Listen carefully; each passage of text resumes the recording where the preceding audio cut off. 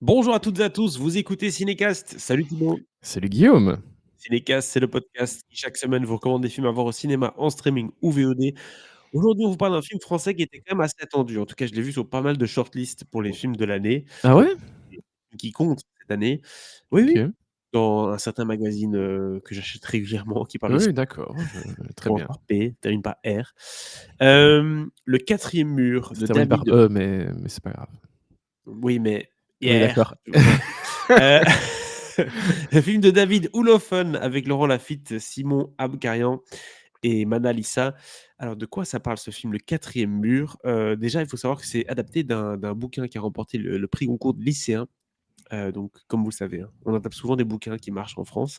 C'est le cas ici du quatrième mur. On est au Liban en 1982 et il va, y avoir une question de respecter une promesse faite à un vieil ami et Georges va se rendre là-bas à Beyrouth pour un projet, assez, utopique et risqué.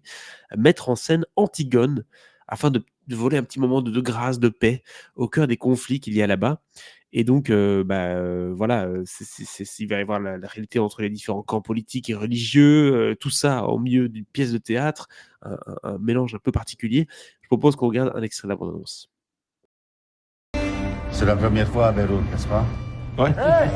Vous venez pour le théâtre? Toutes les communautés sont partantes. Français, French. Maronites, chiites, druzes, palestiniens. J'y comprends rien, moi, à cette guerre. J'ai jamais foutu les pieds au Liban. Ça va être très bien. Merci.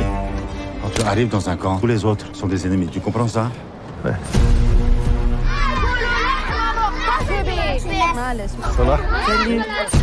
Il y a un petit problème. L'acteur chrétien, il peut pas passer la ligne de démarcation. Voilà, donc on a un film de guerre avec, Laurent Lafitte qui veut monter une pièce de théâtre. C'est un pitch, on va pas se mentir. Pitch intriguant pour le coup. Thibaut, tu as vu le film, qu'est-ce que tu en as pensé? Alors oui, pitch intriguant, ça c'est le moins qu'on puisse dire. Parce que alors là, c'est une des dernières choses qu'on a entendues dans la bande annonce. Certaines personnes ne peuvent pas évidemment, passer la ligne de démarcation, hein, qui séparait, Beyrouth, d'est en ouest. Et en fait, l'objectif de cette pièce, c'est pas juste de jouer Antigone, à Beyrouth pendant la guerre. C'est de jouer Antigone à Beyrouth pendant la guerre avec des gens issus de chaque communauté.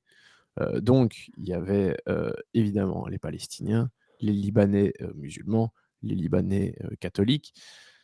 Ça fait du monde qui s'entend pas forcément, même si, évidemment, enfin, tu rien contre les gens personnellement.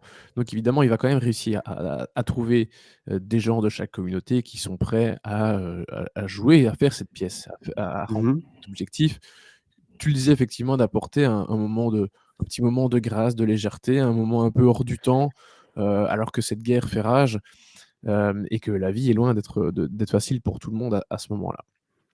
Et donc, évidemment, ça va pas être facile de convaincre toutes ces personnes. C'est ça évidemment une des parties, je dis un peu trop évidemment là tout de suite. C'est une des parties qui est la plus intéressante, heu, à savoir aller chercher, aller convaincre les gens, leur donner les bons arguments, aussi entendre leurs arguments parfois contre, parce qu'ils ont tous des raisons pour lesquelles ils veulent pas faire ça forcément faire cette expérience. Parce que les musulmans ont tel grief contre les catholiques, contre, enfin, il y a les Palestiniens qui ont tel grief. Bref, tu vois le bazar. Ouais.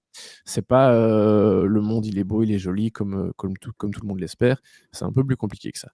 Donc ça, c'est pour moi la partie la plus intéressante et aussi, c'est pas parce une fois que tout le monde est dans le projet que tout va aller comme sur des roulettes. Parce que la politique est toujours là, la guerre est toujours là. Donc ils vont toujours se passer des événements, hors de leur contrôle qui vont évidemment influencer sur, le cours, de l'histoire et le bon déroulement de la préparation de leur pièce. Voilà. Mmh. Hem, donc ça, c'est l'histoire dans ses grandes lignes. Globalement, c'est pas mal. Je le pitch est chouette, l'histoire, la façon dont ça se déroule, c'est plutôt bien. Il y a aussi cette petite histoire d'amour qui va arriver, qui va un peu complexifier aussi, la vie du personnage de Georges, qui est interprété par, Laurent Lafitte.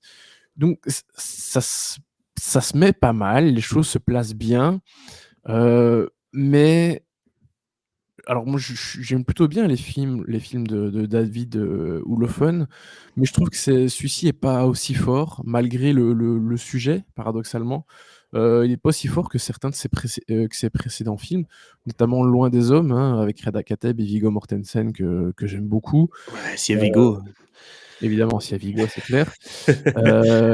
Frères ennemis, Ouais, je suis moins fan, mais il y avait de bonnes choses. On avait d'ailleurs rencontré, hein, je pense, David Olofen, pour ce film-là, on l'avait Guillaume. rencontré avec Mathias, tout à fait, ouais. Ouais et mais en fait, c'est un réalisateur dont j'aime bien la sensibilité, j'aime bien les choses qu'il nous raconte. Il a quelque chose pour le Maghreb et le Moyen-Orient visiblement.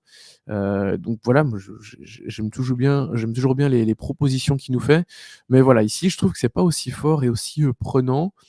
Alors que voilà, il y a quelque chose évidemment de très humain, très puissant dans ce qu'il veut raconter, hein. Quelque part, c'est un peu comme, Joyeux Noël, quoi.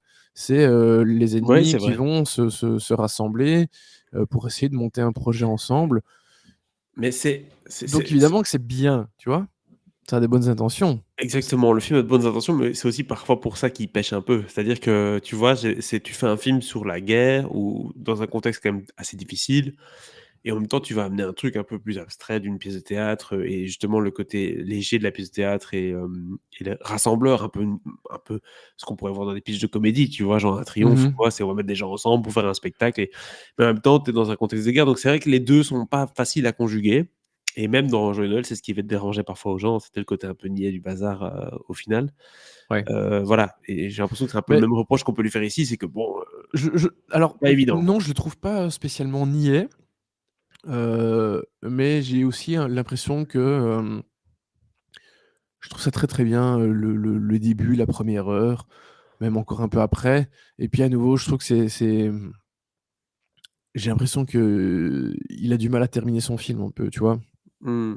L'impact Je émotionnel n'est je pas, vais pas dire, comment ça va se terminer, mais en fait, ça se termine de la seule façon pour moi, comment ça pouvait se terminer, sauf si tu veux faire vraiment un feel good movie, oui, c'est ça. Ils très mettent fin à joli. la guerre avec Antigone. Mais mais enfin, pour moi, là, je me doutais assez rapidement que ça allait se passer comme ça Ils vont tous au Club et Med, oui. et et donc, beh, oui, en fait, c'est pas le fait que ce soit prévisible à la limite, mais c'est plutôt en fait, faire le constat de se dire: «Bah, oui, en fait, évidemment, ça ne pouvait pas se passer autrement», et voilà, c'est juste que je Et zut alors.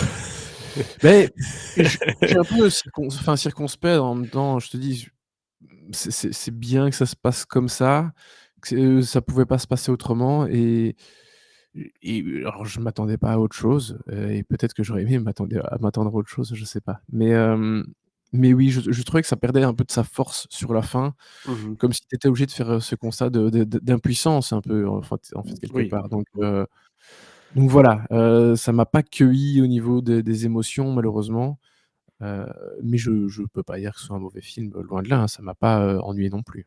Un dernier mot sur le casting, Laurent Lafitte et les autres, est-ce qu'ils délivrent quand même des prestations solides ou bien Laurent Oui! Lafitte est un peu en mode Laurent Lafitte là, j'ai l'impression? Heu, Bah, un peu, mais en même temps, quand il fait quand même quelques drames, il est un poil plus dans la retenue, donc Mmh. non, je le trouve bien Laurent Lafitte, j'ai pas de problème. Simon Abkarian, toujours super, j'aime beaucoup ce comédien. Oui. Mana Lissa, qu'on voit peut-être un peu moins, parce que c'est pas encore une des figures de proue, du cinéma français, même si elle a déjà fait quand même pas mal de jolies choses, elle a déjà un joli CV, une belle filmo. Donc non, vraiment tous très bien. Aucun problème avec le casting, ils jouent tous avec beaucoup de justesse. Donc voilà, vraiment des jolies prestations de la part de chacun. Parfait. Combien d'étoiles tu mets à ce film du coup, Thibaut? 2, 2, voilà. 2 étoiles pour, Le 4e mur, film qui du coup de David Olofsen qui sort le 15 janvier en France et en Belgique. N'hésitez pas à nous dire un peu dans les commentaires, ce que vous avez pensé du film, si vous avez envie de le voir, pourquoi et abonnez-vous au podcast sur la plateforme de votre choix, que ce soit YouTube, Spotify, Apple Podcasts, Deezer, on est partout. À très, très bientôt pour de nouvelles critiques. Ciao, Ciao, ciao. ciao.